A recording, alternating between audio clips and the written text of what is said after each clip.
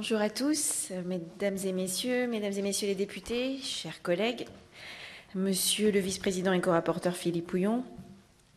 J'ouvre aujourd'hui une table ronde qui promet d'être riche puisque nous allons entendre 7 spécialistes des questions de gouvernance des entreprises et je vais donc être très bref dans mon propos introductif.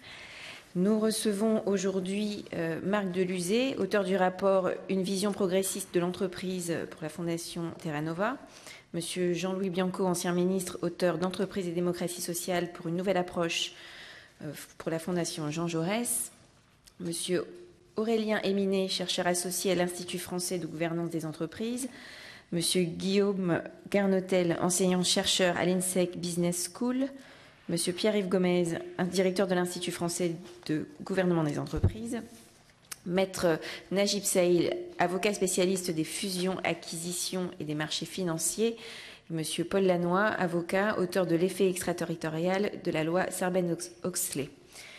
Notre mission a pour but de réfléchir dans une perspective résolument opérationnelle à une amélioration de la gouvernance des entreprises et de sa transparence au service de l'efficacité des entreprises et du dynamisme économique de notre pays.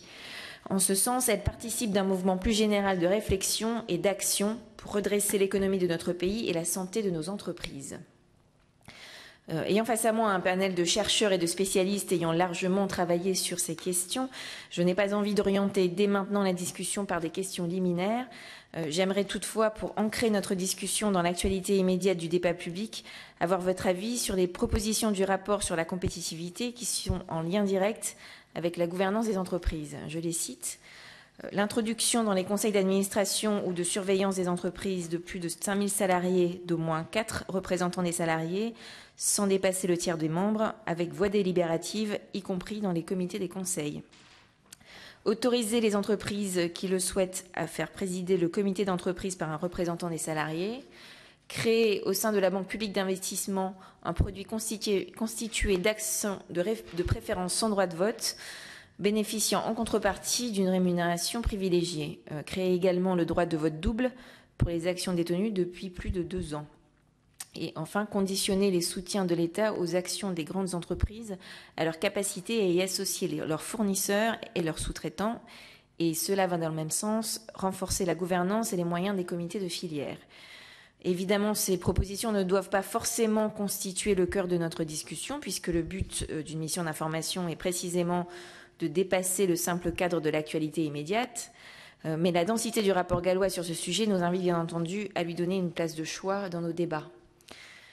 Je rappelle que cette table ronde est ouverte à la presse et fait l'objet d'une retransmission en direct sur le canal interne et le site internet de l'Assemblée nationale. La vidéo de cette audition sera également disponible pendant plusieurs semaines sur le site de l'Assemblée nationale. Je laisse la parole à chacun de nos intervenants pour un exposé liminaire d'une dizaine de minutes avant les questions. Donc je vous invite à vous concentrer sur peut-être ce qui sont vos points d'expertise particuliers plutôt que d'essayer de passer en revue le questionnaire global que nous vous avons envoyé. Merci.